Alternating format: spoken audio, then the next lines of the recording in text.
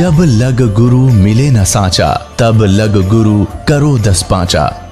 क्या गुरु बदल सकते हैं? क्या गुरु बदलने से पाप लगता है? आध्यात्म के इस मैदान में आखिर सही गुरु कौन है? गीता जी में वर्णित तत्वदर्शी संत कौन है? इन सभी प्रश्नों के उत्तर जानने के लिए अवश्य सुनिए जगत गुरु तत्वदर्शी संत रामपाल जी महाराज के मंगल प्रवचन। परमात्मा कहते हैं जानबूझ साची तजर करे झूठ तने, ताकि संगत है प्रभु सोपन में भी ना दे। इसे नीच की वो गुरु बना बैठे, ऐसे प्रत्यक्ष प्रमाण दिखा दिए, ऐसा भगवान है, ये उसका विधान है, इस भक्ति से भगवान प्राप्ति होगी। ये वेदों में प्रमाण, ये गीता जी में प्रमाण, ये उन महापुरुषों की वाणी में प्रमाण जिन्होंने भगवान पाया है, ये मंत्र है। और इस मंत्र का अधिकारी इस पृथ्वी पर इस दास के अतिरिक्त कोई नहीं है। इसको अभिमान समझो चाहे तत्व ज्ञान समझो, ये आपकी अपनी सोच है।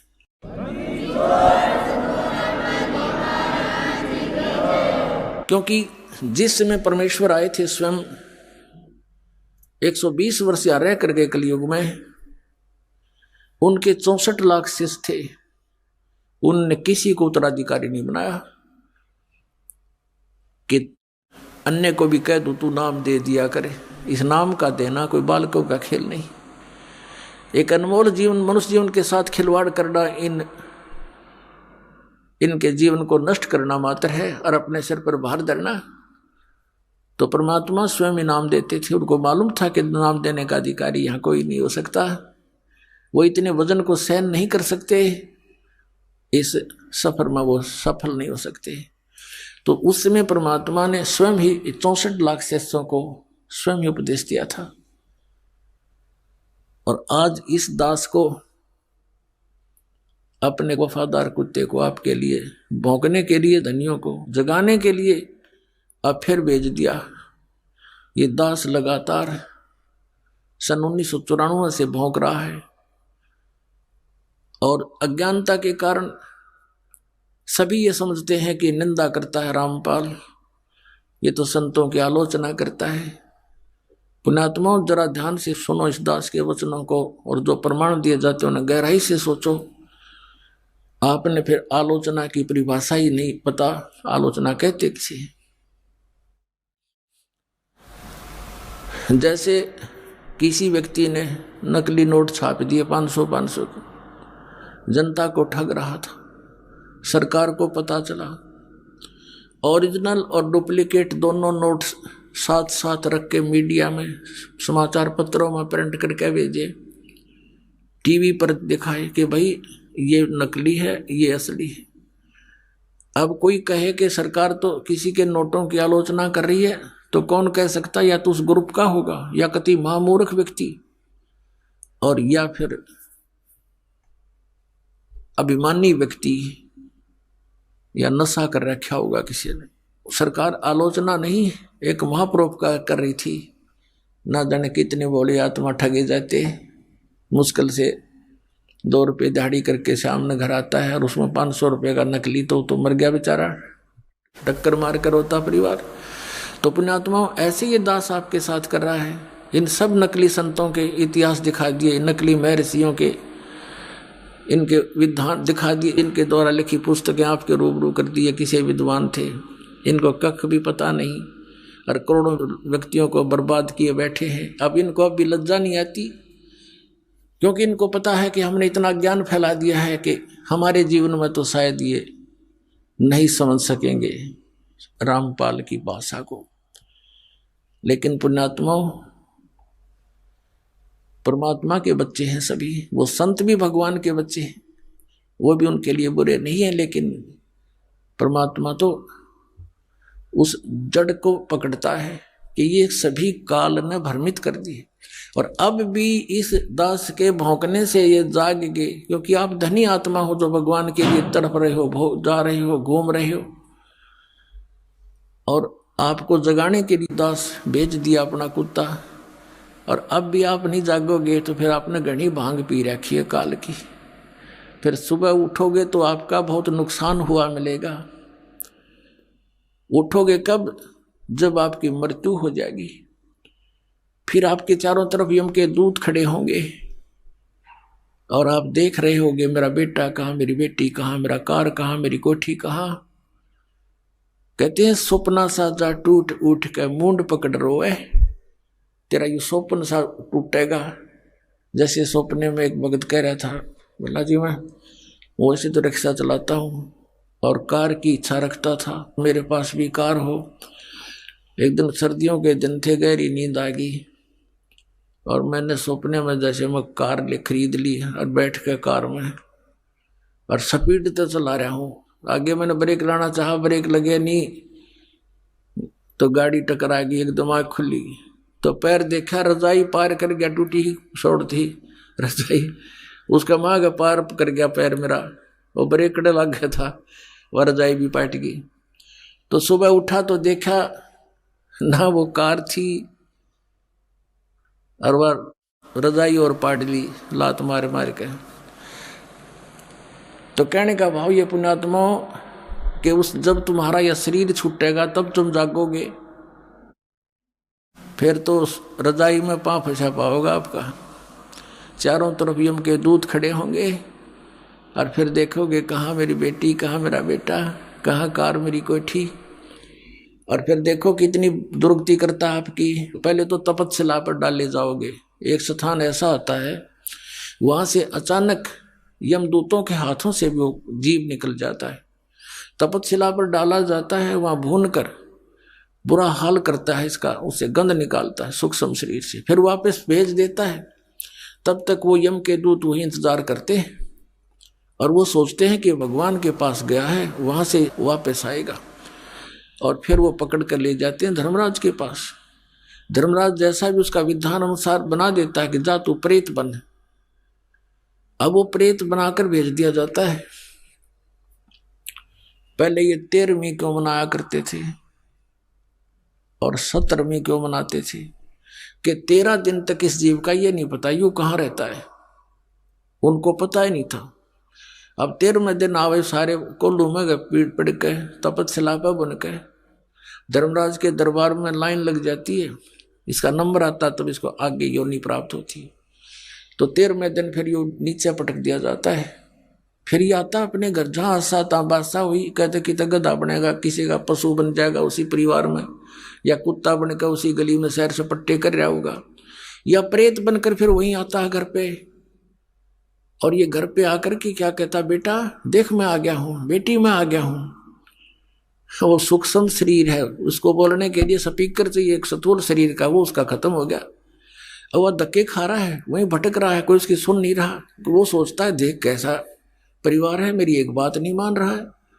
फिर काफी दिन के बाद उसको दूसरे भूत मिल रहे हैं, भगत तो भूत बन गया ही, अब को नहीं अपना होते हैं। तो ये ऐसे भी दुखी करता है, हर तरह से परेशान किया जाता है। तो जो प्रसंग चल रहा है उसी पर आते। अब कहने का भाव यह है पुण्यात्मा कि इस परमात्मा की सतभक्ति करने से आपने ना भूत बनना, ना 13वीं की जरूरत, ना 17वीं की आवश्यकता, ना फिर पिंड भरवाने। इन पिंड भरवाने के सारा लगे क्या फायदा मिलता है? नथिंग। परमात्मा कहते हैं भूत जुनी जहां छूट है पिंड दान करंत, गरीब दास जिंदा कहे नहीं मिले भगवंत। पिंड दान कर दिया, भूत की जुनी छूट गई, हर गधा बन गया, होगी मुक्ति तेरेगी। अरे इस साधना से, इस भक्ति से सारा ही झंझट मिटे। जय सतगुरु की संगत करते सकल कर्म कट जाई, अमरपुरी पर आसन होते जहां धूप ना छाई। अब प्रसंग चल रहा है कि पीछे लग गया जाऊं था मैं लोक वेद के साथ, रस्ते में सतगुरु मिले दीपक दे दिया हाथ। अब जैसे परमात्मा की आत्माएं परमात्मा के लिए भटक रही है, ढूंढ रही है, खोज रही है, तो परमेश्वर कहते मैं रोवत हूं सृष्टि को, ये सृष्टि रोवे मोहे। गरीबदास इस योग को समझ न सकता कोई। तो आदरणीय गरीबदास साहिब जी गांव छुड़ाने जिला झज्जर वाले, हरियाणा वाले, इनको परमात्मा मिले, आदरणीय नानक साहिब जी को मिले थे। आदरणीय गीसा साहिब जी को मिले थे, आदरणीय दादू साहिब जी को मिले थे। जैसा भगवान मिलता है अपनी अच्छी आत्माओं को, उसका विधान है, वेदों में वर्णित है। उस अनुसार वो परमात्मा गरीबदास साहिब जी को मिले थे, सचखंड सतलोक लेकर गए थे, फिर वापस छोड़ा था। परमात्मा से परिचित होकर के आदरणीय गरीबदास साहिब जी ने परमेश्वर की महिमा फिर अपने शब्दों में उनसे सुने ज्ञान को कैसे वर्णित किया था। उन्होंने क्या बताया कि ये प्यारी आत्माएं परमात्मा के लिए भटक रही हैं, कोई कहीं, कोई किसी मंदिर मस्जिद गुरुद्वारे में या तीर्थों पर जाते हैं, वहां पर मेले भरते हैं, तो परमात्मा कहते हैं मेले ठेले जाइयो, मेले बड़ा मिलापे, पत्थर पानी पूजता कोई साधु संत मिल जाते।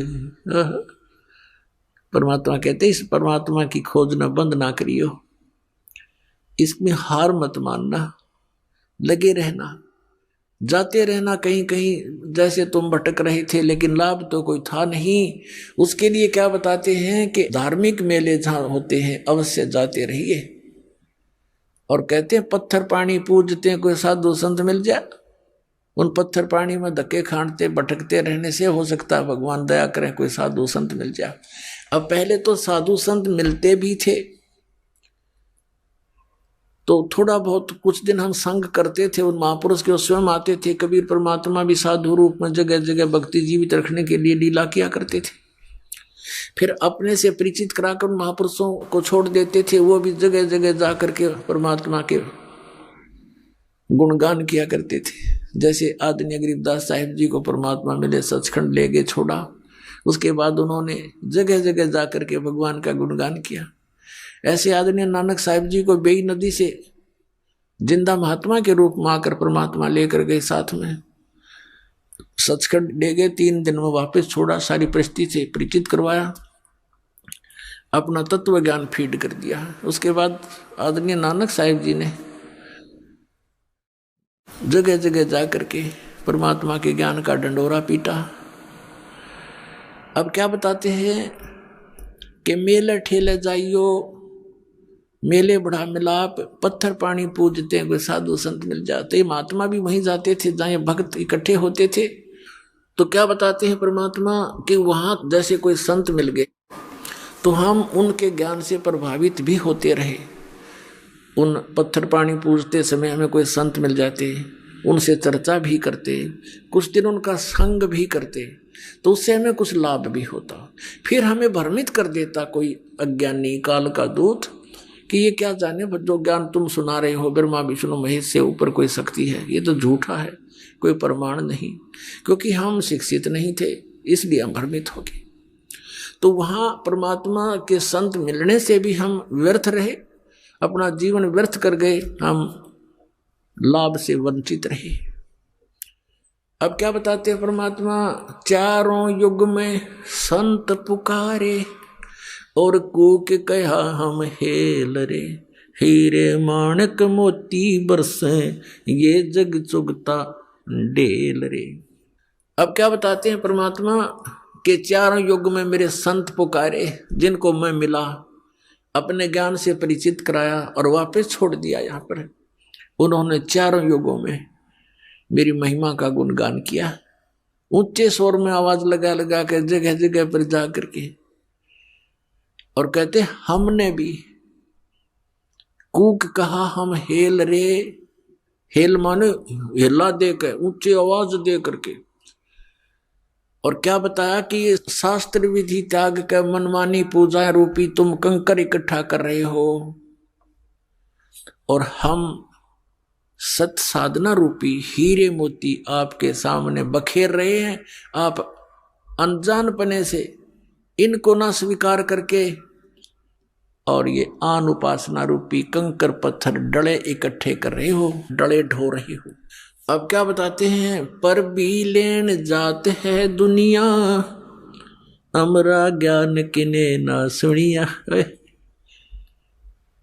भगवान हमारे पिता हमारे बीच में खड़े होकर रो रहे हैं और कह रहे हैं कि पर भी लेन जात है दुनिया, हमरा ज्ञान किन्हें ना सुनिया, ये बोली आत्माएं कुंभ के मेले पर जो पर भी लगती है, वहां उस तालाब में स्नान करके मोक्ष मान रहे हैं।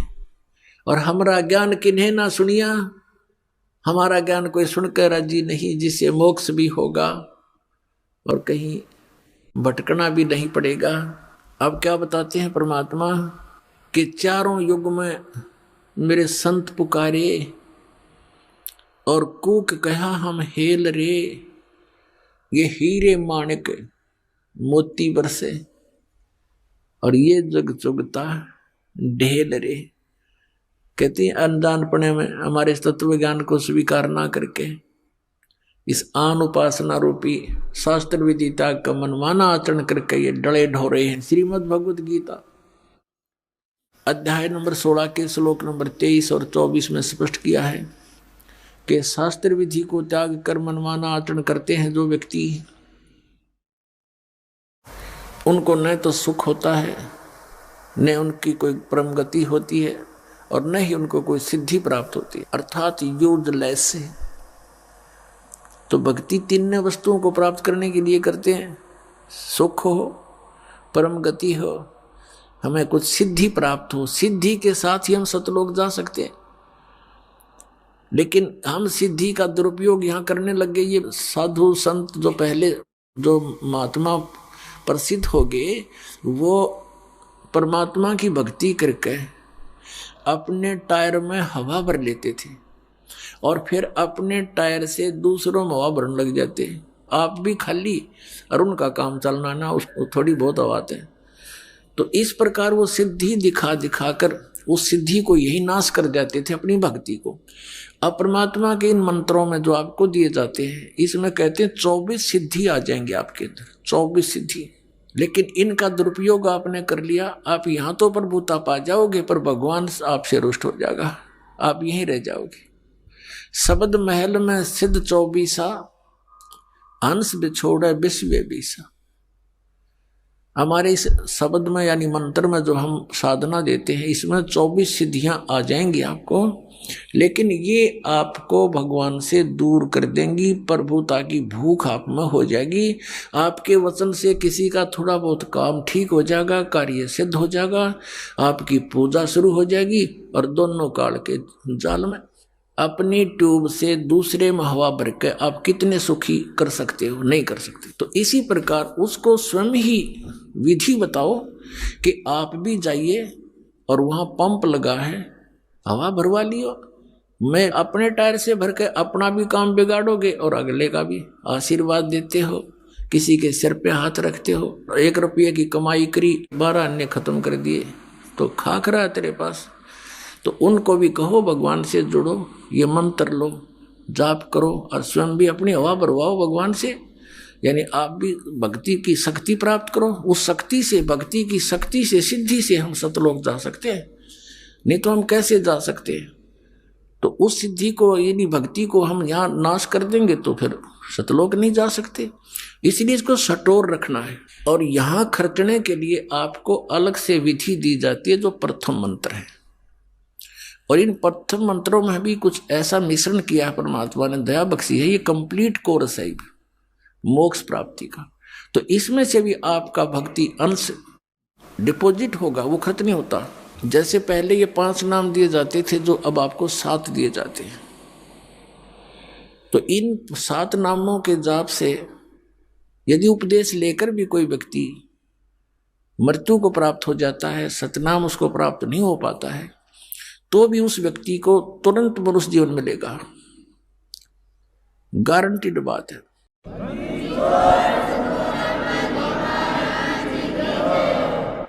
और फिर मनुष्य जीवन मिलेगा तो वो फिर कहाँ जन्म होगा? भक्त के घर पे। और 10 महीने में माँ की गोदी में यहीं आ लेगा और फिर स्टार्ट से ही हो जाएगी भक्ति, प्रारंभ पार हो जाएगा। और पहले केवल 5 नाम दिए जाते थे, बीच के 5 नाम, ये निरंकार ओंकार ये नहीं, ये 3 नाम ये भी नहीं, अकाल मूर्त शब्द स्वरूपी राम सतपुरुष ये भी नहीं, यूजलेस है, ये बनावटी बातें सारी, कृत्रिम है ये सारे। वो 5 नाम जो आपको दिए जाते हैं, ये 5 नाम थे फिर काल के दूतों ने कबीर पंथ में भी ये नाश कर दिए, इस भय से कि लोग ये कहेंगे तुम बात करते हो सतपुरुष की और नाम देते हो देवताओं के, मंत्र बताते देवताओं के। अब वहां काल ने उनकी बुद्धि स्लप कर दी, वो मंत्र त्याग और ही बकवाद के मंत्र शुरू कर दिए। अजर नाम, अमर नाम, पातल्य सब सिंधु नाम, यही तो हंस का काम, इस तरह के मंत्र शुरू कर दिए अपनी चतुरता दिखा करके। तो इस मंत्र के अंदर जो 7 मंत्रों में 2 मंत्र हैं, ये धनी के मंत्र हैं, सतपुरुष के। ये आपकी कमाई जबरदस्त बनती है इनसे भी, और ये कमाई आपको पुनर्जन्म दिला देती है, क्योंकि यहां नाम लेने के बाद लाभ से वंचित वही व्यक्ति रह सकता जिसको इस कबीर परमेश्वर पर विश्वास नहीं होगा। नाम भी ले लेता है क्योंकि वो दुखी है और किसी कष्ट में है, लेकिन यहां से जाने के बाद भ्रमित करने वाले आपको हजारों मिलेंगे, तो अवश्य आपके मन में कुछ ना कुछ हीन भावना आ जाती है, अविश्वास बन जाता है। और काल यही चाहता है कि इस प्राणी का विश्वास दृढ़ ना हो उस कबीर भगवान पे। अगर उसके ऊपर पूरा विश्वास जुड़ा रहा तो फिर परमात्मा आपसे दूर नहीं। परमात्मा कहते हैं कबीर साहब जी कि कह कबीर सुनो विसादो, मैं तो हूं विश्वास में, मेरे पे विश्वास करोगे कबीर इज गॉड, तो डोंट वरी, चिंता मत करो। और तुम ये सोचोगे कबीर तो दुल्हा था, दानक था, यही बात बिगड़ रही है आपकी। वो तो समृद्ध शक्ति थे, अनंत कोट ब्रह्मांड के रचनहार थे, चारों वेद गवाही देते हैं, आंखों देखा वो उस परमात्मा के प्यारे संत गवाही देते हैं कबीर इज गॉड। और पुण्यात्माओं, जिस कारण से पहले ये 2 मंत्र नहीं दिए जाते थे, क्योंकि इनसे मनुष्य जीवन भी अगर तुरंत मिल जाता तो आगे भक्ति मार्ग नहीं था और ना ही बताना था। तो इसलिए उनको बैटरी चार्ज कर दी गई, संस्कारवश फिर आगे मनुष्य जीवन से समय पर ही मिलने थे, वो मिलते रहे, कभी पशु जोनी भूग गए, कभी फिर मनुष्य जीवन मिल गए। और कुछ एक पुण्यात्माओं ने जिनने अच्छी भक्ति कर ली उन 5 नामों की, तो मनुष्य जीवन अभी तक उनको प्राप्त होते हुए आ रहे, और वही प्राणी भटक रहे हैं इधर उधर। इन संतों के वही फंस गए जो पहले कबीर भगवान के साथ रहा करते थे, उनके द्वारा चार्ज थे। आज उनके पिछले पुण्य खूब हैं, अच्छी उनकी पोस्ट भी है, उनके गर्दन भी है, संतान भी है, लेकिन भगवान की पैदल चाह भी है। उस इच्छा अनुसार वो फंस गए उन नकलियां के, और 20-20 साल हो गया, अब उनको पता चलता, रो रहे हैं हमने 30 साल बर्बाद कर दिए, हमने 20 वर्ष खो दिए, क्योंकि ज्ञान आधार से निर्णय होता है। अब उनका जो पूर्व जन्म की पुण्य थे वो नष्ट हुए, अब आपदाओं का दौर शुरू हो गया, वहाँ कोई समाधान हो नहीं रहा, फिर भटकने लगे इधर उधर, कोई मंदिर में, कोई कहीं पर, कोई किसी स्थान पर, कोई पत्थरों में, कोई कहीं पहाड़ों पर, कि भी फिर अन्य नकली संतों के पास गए, सब एक जैसे पाए। अंत में ये प्राणी नास्तिक हो जाता है, और काल यही चाहता है कि भगवान से दूर हट जा, बस फिर ये निश्चिंत हो जाता है। जैसे महात्मा बुद्ध को भेजा, उस पुण्यात्मा को स्वयं नहीं पता था कि तू क्या करने जा रहा है। उसके पूर्व जन्म की कमाई के अनुसार उसके अंदर बहुत सी वचन शक्ति थी, लोगों पर प्रभाव पड़ता था, लाखों की संख्या में उनके अनुयायी बन गए। उनके द्वारा बताई गई वे ऑफ वर्शिप से, पूजा की विधि से किसी को परमात्मा का आध्यात्मिक लाभ प्राप्त नहीं हुआ। तो आध्यात्मिक लाभ प्राप्त न होने से फिर वो नास्तिक हो गए, भगवान है ही नहीं कहीं। जैसे पूरा चीन नास्तिक हो गया, पूरा रूस नास्तिक हो गया, तो ऐसे इन काल के भेजे हुए दूतों के कारण ये सारी बात बिगड़ गई। और काल यही चाहता है कि सब नास्तिक हो जा, भगवान की इच्छा ही छोड़ दे। अभी यही दशा राधा स्वामी और धन धन सदगुरु सच्चा सौदा सिरसार जगमालवाड़ी, दिल्ली के ठाकुर जी, ये जय गुरुदेव के दनोद वाला जो ताराचंद, ये सब एक कुएं के पानी है। ऐसे ही आसाराम और ये सुधांशु जी, ये सब नकली नाम देते हैं, काल के दूत हैं ये। और ये सतपाल जी महाराज हंसा देश वाले, और यो बाल योगेश्वर को अमरीका तीन मूर्ख बना रहा, ये सब काल के दूत हैं, इनको कख नहीं पता। ये ढोल के डंके बदास कहता है, और ये बोलते नहीं, उतर दे जनता को, बर्बाद किए बैठी है। तो इनसे सब नास्तिक हो जाएंगे कुछ दिनों में। अगर ये अब ये सत भक्ति प्रारंभ नहीं होती तो ये सब नास्तिक हो जाते, और 20, 30, 50 वर्ष के अंदर। कहते भगवान कहीं नहीं है, गुटी लाओ, बकवाद करो, मांस खाओ। चोरी करो, डाके मारो, अपने अन्य तरीके से धनी बनने की कुचेष्टा करने लग जाते हैं। और ये काल भगवान यही चाहता है कि ये किसी प्रकार उस मालिक से दूर हो जाए। अब दयालु है परमात्मा, कैसी दया बख्शते हैं। पीछे लग गया जाऊं था मैं लोक वेद के साथ, रस्ते में सतगुरु मिले दीपक दे दिया हाथ। चारों युग में संत पुकारे कूक कहा हम हेल रे, हीरे माणिक मोती बरसे ये जग चुगता ढेल रे।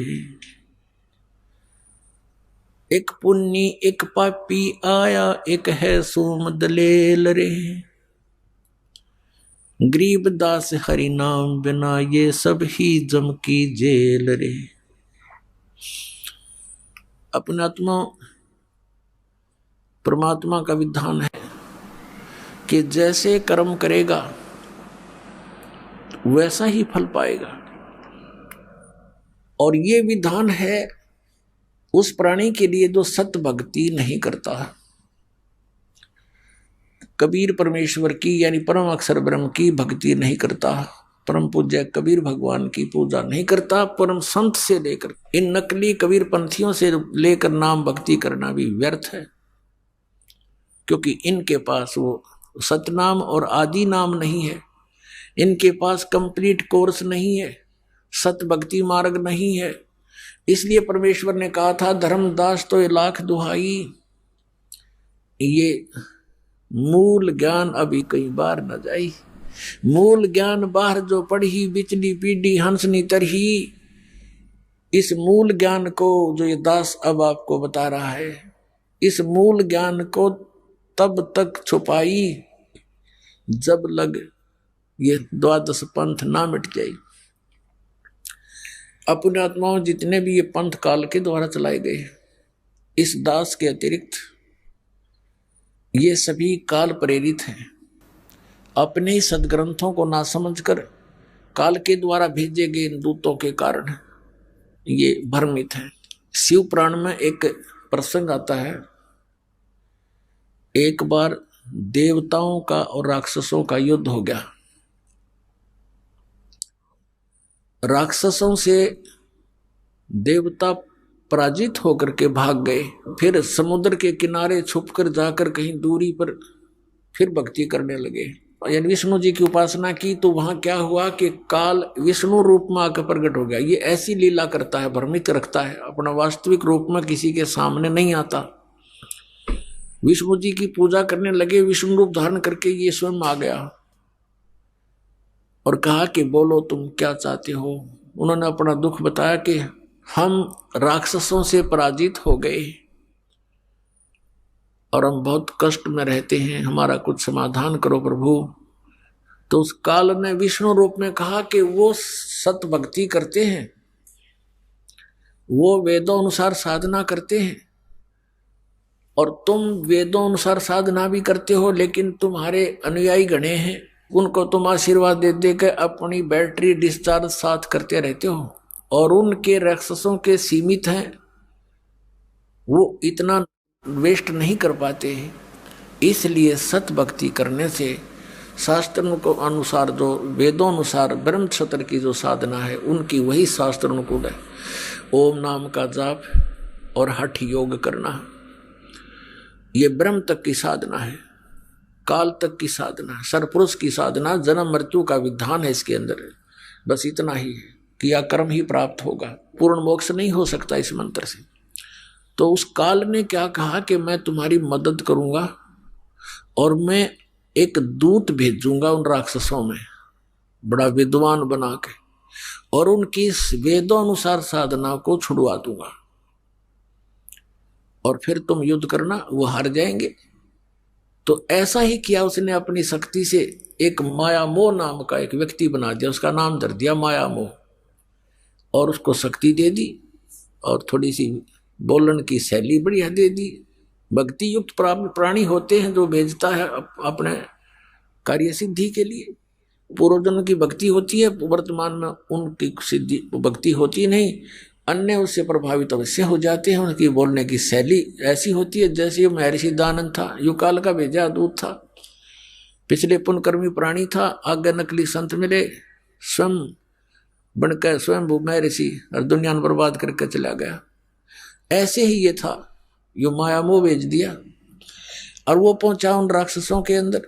अब उनको लगा शिक्षा देने कि तुम जो भक्ति करते हो इससे क्या लाभ है, ऐसा है वैसा है, पता नहीं कितने प्रवचन करे, धारावाहिक बोलर सबके छक्के छुड़ा दे बोलन में। अब नो क्या करें, गणा बोलने के तो भूसा भी बक जाया करे। तो कहने का भाव ये है कि उन सभी ने उस चतुर व्यक्ति, उस काल के दूत की बातों को मान लिया, अपने वेदों अनुसार सत साधना जो करते थे उसको त्याग दिया और फिर वो डले ढोंड लग गए जो वो मूर्ख बना गया वो नकली। और फिर जब उनको पता चला देवताओं को, तो उन्होंने उनसे युद्ध कर दिया, तो राक्षस हार गए, देवता विजयी हुए। तो आज आपकी वो सतिथि होगी। इस काल ने कहा था, सतयुग में वचन हुए थे परमात्मा से, जो प्रथम बार मालिक आए थे सतयुग में, तो उसने कहा था भगवान 3 युगों में जीव ना ले जाना, चौथा युग कलयुग आओ जब आप कितने ही प्राणी ले जाइए, ये मुझ पर रहम कर दो। तो ऐसा परमात्मा ने तथास्तु कर दिया था, चल भाई ऐसा मैंने मान लिया। अब इसने यहां आकर कलयुग में किस प्रकार के धर्म बना दिए, कितने हमको बांट डाला और कितने नकली पंथ चला दिए। इस दास के आने से पहले सब ने कति डंडोरा पीट दिया, सबको घेर के बैठ गए।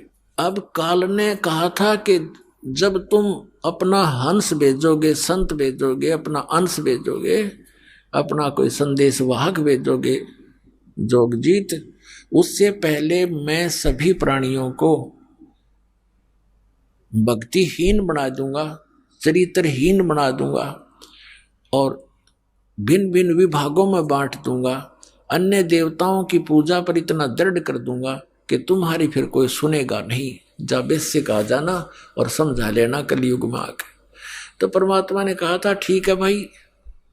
और इसने ये भी कहा था काल ने कि भगवान आप जबरदस्ती ना करना, बलपूर्वक ना ले जाना किसी को, आप अपना ज्ञान देना, आपका ज्ञान माने आपके, मेरा ज्ञान माने मेरा, वो मेरे ही जाल में रहे, उनके साथ जबरदस्ती ना करना।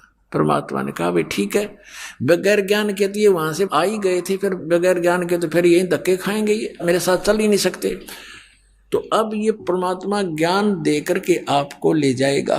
अब जैसे इस ज्ञान के आधार से हम सतलोक जाएंगे, ये ज्ञान आपको दिया जा रहा है। तो इस ज्ञान की प्राप्ति के लिए आपको परमात्मा ने शिक्षित बनाना पड़ा। अब जो प्रसंग चल रहा है कि अब हम इतने बिगड़ गए और काल यही चाहता है कि तुम्हारा जब हंस आवेगा ये किसी की सुने नहीं।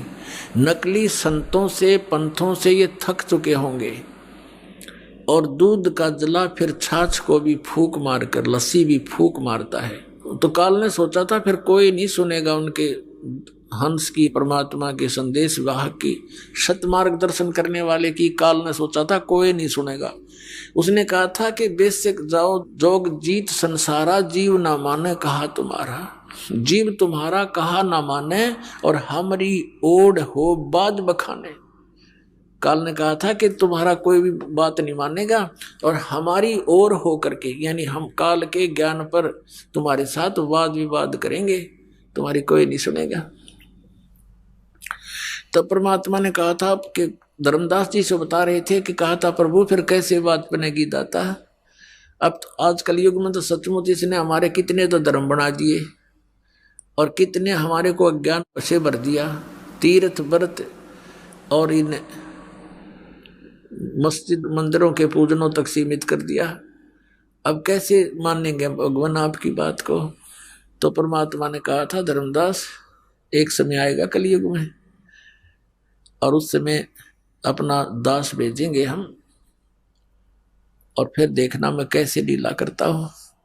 उस समय तक ये सभी नकली दूत अपने ज्ञान बताकर थक चुके होंगे इनके अनुयायी भी उस अज्ञान को सुन सुन उनके कान पक चुके होंगे, और फिर हम अपने दास को भेजेंगे, वो उनके अज्ञान का मोतियाबिंद का ऑपरेशन करेगा। तो इस ज्ञान से हम समझाएंगे, इस तत्व ज्ञान से परमात्मा के बच्चों को समझाएंगे, अपनी शरण में लेंगे भगवान। इसलिए शिक्षा आपको दी थी। तो क्या बताते हैं परमात्मा कि आज कितना बिगड़ गया समाज, और जो पुण्यात्मा इस दास के साथ 10 वर्ष से 12 वर्ष से लगे हुए हैं, आज उनके अंदर कितना परिवर्तन है। वही पुण्यात्मा है, यहाँ देख लो, पुण्यात्माओं आपके लिए हाजिर खड़े रहते हैं, करबद्ध खड़े रहते हैं और दोनों हाथों से दान करते हैं। इनको पता लग गया है कि हमारे जैसे दुखी सभी प्राणी हैं संसार में, कोई सुखी नहीं। और यहाँ आएंगे, उसके लिए दान करते हैं, आपके लिए व्यवस्था करते हैं, आपस में प्रेम से रहते हैं, तो ये पूरा माहौल बदल जाएगा। अब ये किसी से ना रिश्वत लेते हैं, ना बीड़ी शराब मांस तंबाकू का प्रयोग करते हैं, ना बच्चों के विवाह में अननेसेसरी कोई भी व्यर्थ ड्रामाबाजी लोग दिखावा नहीं करते हैं। इनको पता लग गया है। तो इसी प्रकार ये धीरे धीरे ज्ञान, जैसे अज्ञान बढ़ा है, ज्ञान भी ऐसी ही वृद्धि होएगी, गारंटीड होएगी। भगवान ने बोल रखा है, कह रखा है। तो परमात्मा ने कहा था कि जब कलयुग बीतेगा 5500 पाचा, कि क्या कहा था परमात्मा ने कि कलयुग के अंदर एक ऐसा समय आएगा जब हम अपना दास भेजेंगे या स्वयं जाएंगे। धर्मदास कह रहा था कि भगवान अब आप स्वयं आए हुए हो, और अब भी ये कोई नहीं मान रहा दाता, फिर तो और घोर कलयुग हो जाएगा। अब तो बहुत अच्छी आत्माएं हैं, भगवान से डरने वाले भी हैं। आप बता रहे उस समय तो बहुत नास्तिक होने के कगार पर होंगे, आप कैसे समझा पाओगे मालिक। तो परमात्मा ने कहा था वो विधि मेरे पास है, आने दे वो समय जब 5500 वर्ष कलयुग के बीत जाएंगे, तब पूरी पृथ्वी पर मेरी ही ज्ञान की चर्चा होगी, और मेरी शरण में सारे आओगे, और मैं ही भगवान होगा, और एक ही ज्ञान होगा। सब मेरे बच्चे मुझे पहचानेंगे और सतलोक जाएंगे बेटा, अरबों की संख्या में ले जाऊंगा, तो विश्वास रख। तो उस समय धर्मदास का विश्वास नहीं हो रहा था कि भगवान ये कैसे संभव हो सकेगा, आज आप स्वयं विद्यमान हो। उस समय ऐसा जुल्म होगा कि शराबी कवाबी सब बना देगा, ये काल इसकी तनीति है, उस समय तो और करड़ा हो जाएगा। तो भगवान ने कहा था कि जब तक वो समय नहीं आता तब तक ये मेरा वचन भाई हो नहीं साचा। निराधार दिखाई देंगी मेरी बातें, लेकिन जब वो समय आएगा सबको ठीक कर दूंगा। धर्मदास विश्वास रख।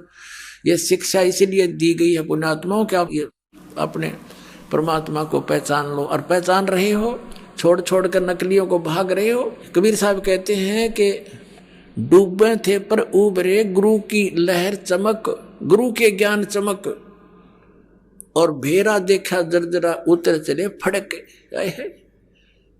जैसे पहले बेड़ा हुआ करता, बेड़ा क्या होता, नौका तो बाद में चली है, पहले ऐसा दिमाग था लोगों में, क्यों काल ने बुद्धि तो छोटे ही रखी। दरिया पार करने के लिए एक बेड़ा बना करते, लंबा चौड़ा सूखे लकड़ों का या फूस फास सा रख कर ऊंचा सा, जो पानी तक ना पहुंचे, नीचे वैसे बांस बूंस से लगा कर, और उसको वो आधा पानी में डूबा रहता, आधा थोड़ा बहुत ऊपर सूखा।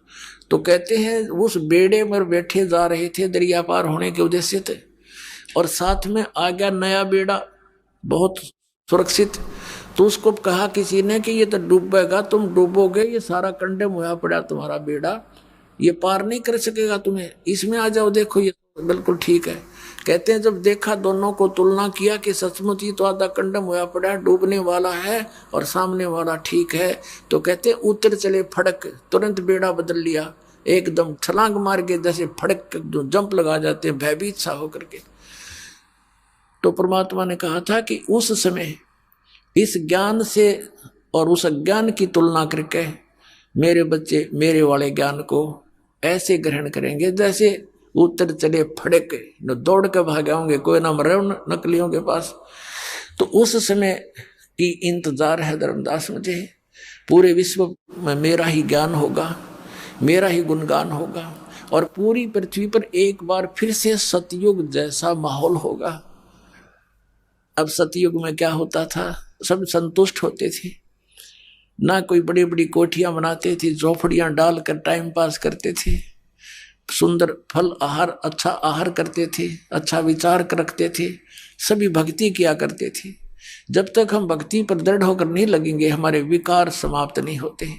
कोई न कोई बकवाद मन में लगी रहती है, कभी कोठी बनाने की, कभी कुछ और, लड़की ब्यान की तो लड़का ब्यान का, यानी विवाह तो करना ही है, लेकिन जो हमने रीतियां बना रखी है वो लड़का जवान होता जाता है, लड़की जवान होती जाती है, पिता और माता के छाती पर बोझ बनता चला जाता है, क्योंकि हमने ये दहेज ले और दे के हमने अपने ऊपर वजन धर लिया। अब ये वजन समाप्त करेंगे। बच्चों का विवाह ऐसे प्यार से करेंगे जैसे सिंपल वे से कति, क्योंकि संस्कार भगवान ने जोड़ रखे हैं। जिस लड़के लड़की का जहां संयोग है वहीं होगा, चाहे सर पटक लो कोई, उसमें कोई परिवर्तन नहीं हो सकता। फिर जब भगवान ने ब्याह कर ही रखा है तो हम तो निमित्त बने थोड़ा सा कि हम अपनी पुत्री का विवाह आपके पुत्र से करना चाहते हैं। खाना खिलाओ थोड़ा सिंपल सा और बच्ची को पढ़ाई कर दो, ड्रामाबाजी फलान दकड़। और जब भगवान ने उसकी किस्मत में लिख दिया और फिर इधर से नाम प्राप्त हो गया तो भगवान नई किस्मत लिखेगा अपनी बेटी की। एक दहेज से कितने दिन सुखी हो सकता है और कितने दिन अपने पुत्री को आप सुखी कर सकते हो, वो लेने वाला कितने दिन उससे अपना निर्वाह कर सकता है। फिर भी अपने हाथों से निर्वाह करेगा और भगवान पर विश्वास करेगा तो जीवन सफर उसका अच्छी तरह पूरा होगा। तो हम पहले से ही मालिक से डर कर चलेंगे। अगर हम किसी का धन लेते हैं तो हमारे ऊपर कर्जा बन गया, दान लेते हैं, दहेज लेते हैं और फिर यही लेन देन के चक्कर में फिर हम उनके पशु बनकर आएंगे। आज हम दामाद बनकर ले रहे हैं, अगले जन्म में पशु बैल बनकर देंगे, गधे बनकर देंगे उनके। बता क्यों शर्म दर्द करे। तो बिना ज्ञान के कहते जैसे किरका जहर का रंग होरी हो, कहो कौन तिस खावे राम रंग होरी हो। आइए अब हम उन श्रद्धालुओं के अनुभव जानते हैं जो जगत गुरु तत्वदर्शी संत रामपाल जी महाराज जी से दीक्षा प्राप्त कर चुके हैं तथा उनके द्वारा बताए गए भक्ति मार्ग पर चल रहे हैं। जी नमस्कार। नमस्कार सर। क्या नाम है आपका? प्रियंका गुर्जर। प्रियंका जी कहाँ से आए आप? सर मैं गंगापुर सिटी सवाई माधोपुर राजस्थान स्टेट से आई हूँ। संत रामपाल जी महाराज जी से नाम दीक्षा लेने से पहले आप क्या भक्ति साधना करते थे? सर मैं संत रामपाल जी से नाम दीक्षा लेने से पहले किसी भी तरह की भक्ति में ऐसा कोई रुझान नहीं रखती थी, ना ही किसी देवी देवता को पूजती थी, ना ही किसी सत्संग में जाना है। मतलब मैं भगवान नाम से बिल्कुल ही वंचित थी। मुझे भगवान का ज़्यादा कुछ पता नहीं था। बाकी कुछ मम्मी अपनी कथाओं में सुनाती थी कहानियाँ, जैसे भगवान की कहानियाँ, कभी राजा रानी की कहानियाँ, तो वहीं से हमें भगवान के बारे में पता चलता था। बाकी मैं अपने आप से कोई भक्ति ऐसी नहीं करती थी। मेरी मम्मी शुरू से ही भक्ति में बहुत ज़्यादा विश्वास करती थी भगवानों पर। वो शंकर जी की ज़्यादातर पूजा किया करती थी। तो एक समय ऐसा आया हमारी ज़िंदगी में कि हमारे जो ताऊ जी हैं और मेरे पापा हैं उनमें बहुत ज़्यादा झगड़ा लग गया था और झगड़ा इतना भयंकर था कि एक दूसरे को मारने पर उतारू हो गए थे। मेरे पापा दिन रात कुल्हाड़ी जो होती है उसको घिसते थे ताकि मैं ताऊ जी, जो मेरे ताऊ जी उनको मार सकूं, क्योंकि झगड़ा कुछ ज़मीन या पैसों का था। हम उस समय पर छोटे थे तो हमें ज़्यादा झगड़े का इतना नॉलेज नहीं था, लेकिन बाद में मम्मी पापा ने बताया तब हमें समझ में आया। तो मम्मी बहुत ज़्यादा चिंतित रहती थी उस झगड़े को लेकर। फिर एक दिन मेरी मम्मी चिंता में बहुत ज़्यादा बैठी हुई थी, तब मम्मी को एक संत जी ने दर्शन दिया, साक्षात दर्शन दिया, और उन्होंने कहा कि बेटा चिंता मत कर, आज से तीसरे दिन तेरा जो फैसला है वो हो जाएगा। तो मम्मी एकदम से चौंक के खड़ी हुई कि ये कौन थे जिसकी आकाशवाणी हुई है या ये जिनका दर्शन हुआ है। वो एकदम से चौंक गई। तो मम्मी वैसे ही मतलब ठीक है कि फिर उसके बाद जो तीसरा दिन आया तो ऑटोमेटिक ही जो रिश्तेदार हमारे यहाँ से आने से मना कर रहे कि भाई हमसे तो तुम्हारा फैसला नहीं हो सकेगा, वो ऑटोमेटिक ही हमारे घर पर आ गए और ठीक तरीके से वो फैसला ठीक ठाक हो गया। फिर उसके बाद मम्मी को ये चिंता थी कि ये जो संत मुझे अभी दर्शन दे के गए हैं 3 दिन पहले, ये कौन थे, कहाँ से आए थे। तो मम्मी ने फिर 2013 में टीवी पर एक सत्संग सुना संत रामपाल जी महाराज का, तो वो देखकर चौंक गई, क्योंकि वो जो संत थे वो संत रामपाल जी महाराज थे। और उस समय पर मम्मी ने या हमारे घर में से किसी ने भी संत रामपाल जी महाराज से नाम दीक्षा नहीं ले रखी थी, ना ही उनको जानते थे। फिर उसके बाद मम्मी ने संत रामपाल जी महाराज से 2014 में नाम दीक्षा ली। फिर उसके बाद मम्मी को कई बार मेरे बारे में संत रामपाल जी महाराज दर्शन देते थे साक्षात, और बोलते थे कि अपनी बेटी को जल्दी से जल्दी नाम दीक्षा दिलाओ, वरना इसको आगे जाकर कैंसर होगा और तुम्हारी बेटी बच नहीं पाएगी। तो मम्मी पहले तो वैसे ही शॉक्ड हो गई कि मेरी बच्ची हंसती खेलती अष्टपुरुष है, ऐसे कैसे हो सकता है। लेकिन फिर मम्मी संत रामपाल जी महाराज की बताई हुई भक्ति साधना करती थी, तो विश्वास भी करती थी उनके वचन पर। तो उन्होंने फिर मेरे पर प्रेशर बनाया कि तुम नाम दीक्षा ले लो। और उस समय पर मैं भक्ति में इतना रुझान नहीं रखती थी, जैसा कि मैंने आपको पहले भी बताया। तो मैंने मना कर दिया मम्मी को कि मम्मी मैं नाम दीक्षा नहीं लूँगी। तो मम्मी ने फिर भी इमोशनल ब्लैकमेल करके नाम दीक्षा दिलाई, और मैंने नाम दीक्षा संत रामपाल जी महाराज से ले ली। प्रियंका जी, जैसे कि आपने बताया कि पहले आपको भगवान में कोई रुचि नहीं थी, ना ही कोई आस्था थी, लेकिन आपके घर वालों ने आपको संत रामपाल जी महाराज जी से नाम दीक्षा दिलवा दी, क्योंकि संत रामपाल जी महाराज जी ने आपकी माता जी को दर्शन देके बोला कि आपकी बेटी का जीवन ज्यादा दिन का नहीं है, उनको कैंसर होने वाला है। क्या संत रामपाल जी महाराज जी ने आपकी माता जी को जो दर्शन देके बातें बताई थी, क्या सच में वो सही साबित हुई? जी हाँ सर, ऐसा बिल्कुल हुआ मेरे साथ। क्योंकि मम्मी के कहने पर नाम दीक्षा तो ले ली, लेकिन भक्ति साधना नहीं की थी, क्योंकि मुझे इतना खास विश्वास नहीं था संत रामपाल जी महाराज पर। हालांकि मैंने उनका सत्संग सुन रखा था, लेकिन मुझे इतना रुझान नहीं था। लेकिन फिर जब मैंने कुछ समय बाद ही, मुझे नाम दीक्षा लेने के कुछ समय बाद ही मेरे अचानक से मेरे गर्दन में गांठ बनना शुरू हो गई थी। जो गांठ हुई थी वो इतनी टाइट थी, पत्थर जैसी बिल्कुल, और मैं एकदम से ही कमज़ोर हो गई। एकदम से मेरा जो रंग था वो काला पड़ गया, और एकदम से ही मेरा जो खाना था वो छूट गया था। मैं खाना बहुत कम खाती थी, कभी खाती थी कभी नहीं खाती थी। तो घर वालों ने ध्यान दिया कि एकदम से जो हष्टपुष्ट बच्ची थी हमारी, ये एकदम से कैसे कमज़ोर हो गई है। तो फिर घर वाले ऐसे ही पूछते थे, लेकिन मुझे खुद कुछ नहीं पता था कि ये हो क्या रहा है। फिर डॉक्टर को दिखाने के लिए गए कि भाई इसको हुआ क्या है। तो डॉक्टरों ने बोला कि भाई जांच होगी। तो डॉक्टरों ने मेरी उस जो गांठ थी उसका ब्लड लिया था, और ब्लड लेके उसको सैंपल के लिए उसको भेजा जांच के लिए। तो उसमें मेरे जब डॉक्टरों ने बताया कि इसमें कैंसर है, आपकी बेटी को कैंसर हुआ है, तो हमारे मम्मी पापा के पैरों तले तो ज़मीन खिसक गई थी। और साथ ही साथ मुझे भी शॉक्ड हुआ कि ये ऐसा हो कैसे गया, क्योंकि मम्मी पहले ही बोलती थी और मुझे तो ऐसा विश्वास था नहीं। ऐसे हो कैसे सकता है कि जो चीज़ मेरे साथ अब हो रही है वो पहले से ही मम्मी को बता दी थी संत रामपाल जी महाराज ने। तो फिर मुझे ये थोड़ा सा ये हुआ कि संत रामपाल जी महाराज कोई साधारण व्यक्ति नहीं है। मैं पहले उन्हें सिर्फ एक संत जानती थी, क्योंकि ज़्यादातर आजकल लोग गुरुओं के भक्ति करते हैं, गुरुओं की बताई गई, तो मैं भी उन्हें वैसा ही गुरु समझती थी जैसे कि बाकी और गुरु हैं। तो प्रियंका जी, आपको जो कैंसर की बीमारी थी वो कैसे ठीक हुई?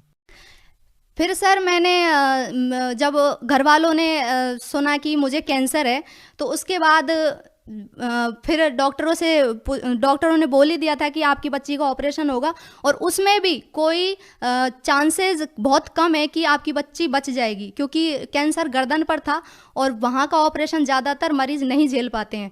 तो फिर उसके बाद में संत रामपाल जी महाराज ने मेरी मम्मी को साक्षात दर्शन दिए और ये बोला कि बेटा ऑपरेशन मत करवाना, इसका नाम शुद्ध करवा। तो फिर मेरी मम्मी ने मुझे मेरा नाम शुद्ध करवाया सेंटर पर जाकर। तो फिर उसके बाद जब मैंने संत रामपाल जी महाराज की बताई गई भक्ति साधना करना शुरू किया, और ये मन ही मन में सोचती रही कि ऐसा हो कैसे सकता है। हालांकि तब भी मुझे डाउट था थोड़ा कि ऐसा हो कैसे सकता है। फिर उसके बाद एक दिन मैं बहुत ज़्यादा सोच रही थी, और मेरी ज़्यादा उम्र नहीं थी, 17-18 साल की उम्र थी उस समय पे। तो मैं बहुत ज़्यादा सोचती रही, और सोचते सोचते सो गई कि संत रामपाल जी महाराज, अगर आप भगवान हैं तो मुझे बताओ कि आप ऐसे कैसे बता सकते हो, और आप साधारण व्यक्ति तो नहीं हो सकते। तो फिर संत रामपाल जी महाराज ने मुझे उसी रात मेरे 3 जन्म बताए थे, जिसमें मैं बहुत अलग अलग समय के जन्म बताए थे, जिसमें मैं रानी राजाओं के समय पर भी थी। एक समय में मैं कबीर साहिब की भी भगत बनी हुई थी। तो उसमें मेरी जो एज बताई थी वो सिर्फ इतनी ही बताई थी कि 16-17 साल की उम्र में मैं मर जाती थी। मेरी जो उम्र होती थी वो 16-17-18 की उम्र में मैं मर जाती थी, और जो मेरी भक्ति थी वो अधूरी रह जाती थी किसी कारण वजह से। तो फिर मैं उस समय पर बहुत ज़्यादा रोई कि मालिक ये सब मुझे कैसे, ये सब कैसे हो, मुझे तो पता ही नहीं था मेरे साथ में ऐसा हो रहा है। फिर उसके बाद मैंने संत रामपाल जी महाराज में उसी सपने के अंदर माफ़ी मांगी कि परमात्मा मुझे माफ़ करो। और जो कबीर साहिब, संत रामपाल जी महाराज के बेस में कबीर साहिब आए थे, तो उन्होंने मुझे सारी चीज़ें बताई भी थी, एक जैसे एक वीडियो चलती है उस टाइप से मुझे बताई थी ये सारी चीज़ें। तो फिर मैं बहुत ज़्यादा रोई, तो मालिक से मैं चरणों में गिर गई सपनों के अंदर ही कि मालिक मुझे माफ़ करो, मैंने बहुत ज़्यादा गलती की है और मुझे तो पता भी नहीं था ये सब चीज़ें होती हैं। तुझे अब भक्ति करनी है, तेरा जन्म भक्ति के लिए हुआ है, ये नाचने कूदने के लिए नहीं हुआ है। तो ये बात मैं जब सपने में जागी तो मेरी आंखें आंसुओं से भीगी हुई थी और मुझे महसूस हो रहा था कि मैं सच में एक भगवान की शरण में हूँ। तो प्रियंका जी, जैसे कि आपने बताया कि आपको कैंसर की बीमारी थी और डॉक्टर ने भी बोला कि आप ज़्यादा दिन तक जिंदा नहीं रह पाएंगे, तो उस गंभीर बीमारी में आपको कैसे राहत मिली? बिल्कुल सर, मेरे कैंसर में राहत मिली। कुछ ही दिन बाद मुझे लाभ मिलना शुरू हो गया। मैंने फिर से खाना खाना शुरू कर दिया, जो नॉर्मल खाना खाते हैं, वरना मैंने खाना खाना बिल्कुल ही छोड़ दिया था। मैं सिर्फ तरल पदार्थ लेती थी, जैसे दूध, छाछ वगैरह, वरना रोटी वगैरह मेरे गले से उतरती नहीं थी। और मेरे कैंसर के बारे में मम्मी को, मेरी को बहुत पहले से भी पता था। और मम्मी को जब मैं छोटी थी तो 3-4 ज्योतिषियों ने मेरे बारे में बता दिया था कि तुम्हारी जो पहली संतान है इसको आगे जाकर ऐसी बीमारी होगी कि ये 16-17 की उम्र में ये मर जाएगी, इसको भक्ति करवाना। क्योंकि वो भी एक कहते हैं परमात्मा की, सभी इस धरती पर सभी जीव परमात्मा के हैं, तो वो भी, उनको भी कोई प्रेरणा हुई होगी और उन्होंने ये बोला कि इसको भक्ति करवाना, तभी ये ठीक हो सकती है। फिर जो ज्योतिषी हैं, जो आज मुझे देखते हैं, आज मेरी उम्र 21-22 साल की आसपास हो चुकी है, जो मुझे देखते हैं कि उन्होंने जो उनकी भविष्यवाणियाँ थी, वो जब किसी के बारे में करते थे तो वो खाली नहीं जाती थी, ज़्यादातर वो सफल हो जाती थी। लेकिन जब वो मुझे देखते हैं कि इसकी उम्र तो 16-17 साल ही थी, और आज वो शौक हो जाते हैं कि ये बच कैसे गई। और संत रामपाल जी महाराज ने मेरी जो बीमारी थी वो बिल्कुल ही ठीक कर दी। और आज संत रामपाल जी महाराज की दया से मेरा जो कैंसर है वो बिल्कुल ठीक हो गया है और मुझे किसी भी दवा की ज़रूरत नहीं पड़ी, ना ही किसी ऑपरेशन की ज़रूरत पड़ी, और आज मैं बिल्कुल स्वस्थ हूँ। प्रियंका जी, जैसा कि आपने बताया कि संत रामपाल जी महाराज जी ने आपकी कैंसर की बीमारी ठीक कर दी, तो हम आपसे ये जानना चाहेंगे, क्या संत रामपाल जी महाराज जी ने आपकी कैंसर की बीमारी को ठीक करने के लिए कोई दवाई या जड़ी बूटी दी जिससे आपकी कैंसर की बीमारी ठीक हो गई? नहीं सर, ऐसा कुछ भी नहीं हुआ है। संत रामपाल जी महाराज सिर्फ नाम दीक्षा देते हैं और उनके बताए गए कुछ भक्ति मर्यादाएं बताते हैं, और जो मंत्र जो वो भक्ति के लिए देते हैं सिर्फ मैंने वही जाप किए थे। मैंने किसी भी तरह की कोई दवा नहीं ली थी, ना ही संत रामपाल जी महाराज ने मुझे किसी भी तरह की कोई टैबलेट या कोई दवा की शीशी वगैरह मुझे कुछ नहीं दी थी, बस भक्ति दी थी उन्होंने तो, और मैं स्वतः ही ठीक हो गई और आराम से वो जो गांठ थी वो भी नॉर्मल हो गई। प्रियंका जी, जैसा कि आपने बताया कि पहले आप भगवान में विश्वास नहीं करते थे, भगवान में रुचि नहीं रखते थे, और संत रामपाल जी महाराज जी आपकी माता जी को दर्शन देकर सारा वृतांत बताते हैं। आज के जो लोग हैं वो इन चीज़ों में विश्वास नहीं करते कि कैसे एक संत किसी को साक्षात दर्शन देता है और फिर उसके बाद उनको इतने सारे लाभ देता है। तो क्या संत रामपाल जी महाराज जी से नाम दीक्षा लेने के बाद आपको और कोई भी लाभ मिला इस तरह का? जी हाँ सर, मुझे इसके अलावा कई लाभ मिले। भगत जी, एक लाभ ये भी मिला कि हमारे एक समय में बारिश की वजह से कम अनाज हुआ था, तो सिर्फ वो 6 महीने का अनाज था। तो मेरी मम्मी पापा बहुत ज़्यादा चिंता में रहते थे, हालांकि वो हमें बताते नहीं थे, जब वो काम हो जाता है उसके बाद ही बताते थे। तो जब 6 महीने का ही राशन हुआ था तो उसके बाद मम्मी चिंता में बैठी थी। 6 महीने बीत चुके थे कि 6 महीने बीत चुके हैं, अब 6 महीने का राशन कहाँ से आएगा, क्योंकि आर्थिक स्थिति भी इतनी अच्छी नहीं चल रही थी और हम भैंस वगैरह रखते हैं तो उनके लिए भी चारा वगैरह सब चीज़ की व्यवस्था हमें रखनी पड़ती है। तो जब मम्मी को बैठे बैठे ऐसी चिंता में बैठी हुई थी तो मम्मी को परमात्मा की आकाशवाणी हुई, संत रामपाल जी महाराज की आकाशवाणी हुई कि बेटा चिंता मत कर, तेरे नाज के धांग लगे हुए हैं। तो मम्मी एकदम से फटाफट खड़ी हुई और जाके देखा जहाँ पे हम चारा रखते हैं भैंसों का। तो हम हर साल क्या करते हैं, अनाज को चारे के अंदर रख देते हैं ताकि उसमें कीड़े ना लगें और रोग वगैरह ना लगे। तो जब मम्मी ने देखा तो वो 6 महीने का राशन और बाकी था, ताकि हम पूरी साल अनाज खा सकते, तब भी वो अनाज खत्म नहीं होने वाला था। तो इस तरीके के चमत्कार को देखकर हम अचंभित हैं कि इस जमाने में भी संत रामपाल जी महाराज जैसे संत हैं जो ऐसे ऐसे चमत्कार कर सकते हैं जो लोगों के लिए शायद ही लोगों को सुनने में झूठ लगे या वो फरेब समझें, लेकिन ऐसा हमारे साथ हुआ है। क्या और कोई भी लाभ मिले संत रामपाल जी महाराज जी से नाम दीक्षा लेने के बाद? सर, और मेरे पापा संत रामपाल जी महाराज की नाम दीक्षा लेने से पहले नशा करते थे, बीड़ी पीते थे और उनको टीबी की भी शिकायत थी। वो टीबी के भी मरीज रह चुके थे।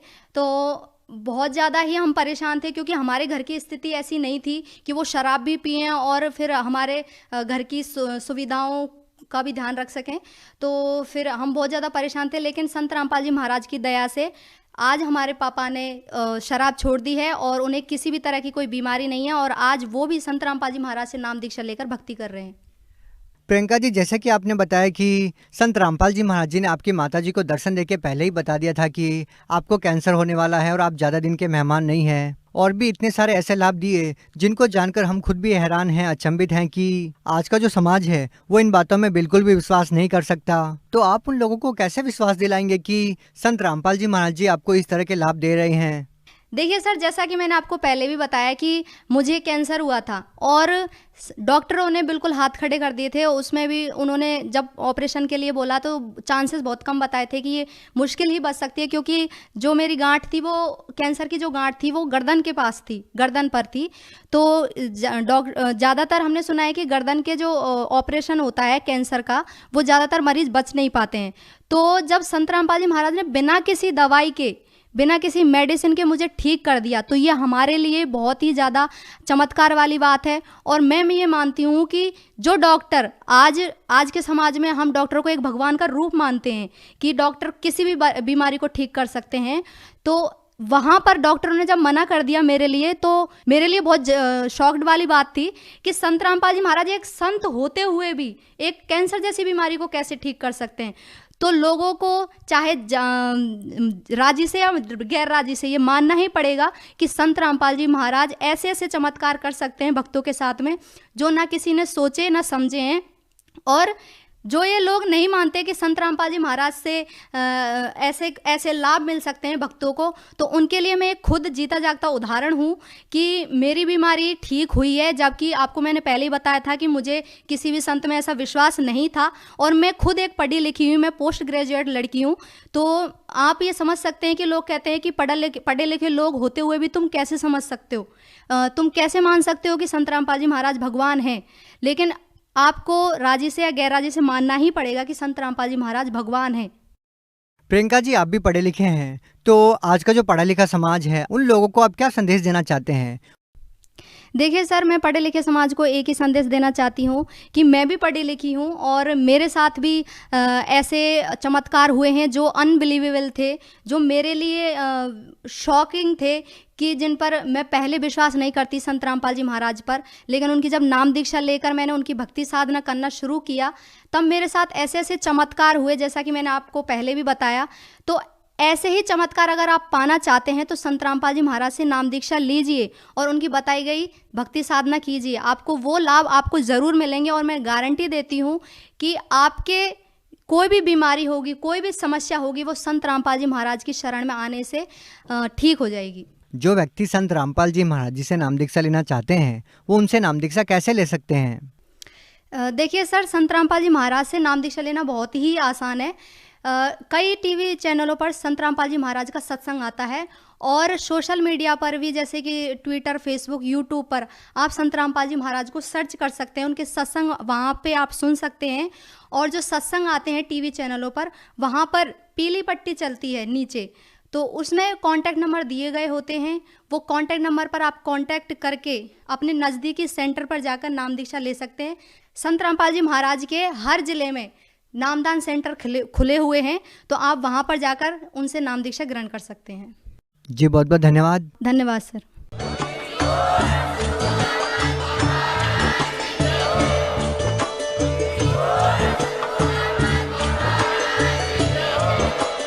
आप सुन रहे थे जगत गुरु तत्वदर्शी संत रामपाल जी महाराज जी के मंगल प्रवचन। अधिक जानकारी के लिए विजिट कीजिए हमारी वेबसाइट www.jagatgururampalji.org। संत रामपाल जी महाराज जी के शुभ आशीर्वाद से पूरे विश्व भर में 500 से भी ज्यादा नाम दीक्षा केंद्र हैं, जिन पर संत रामपाल जी महाराज जी द्वारा ऑनलाइन निशुल्क नाम दीक्षा दी जा रही है। अपने नजदीकी नाम दीक्षा केंद्र का पता करने के लिए संपर्क करें 8222 880541।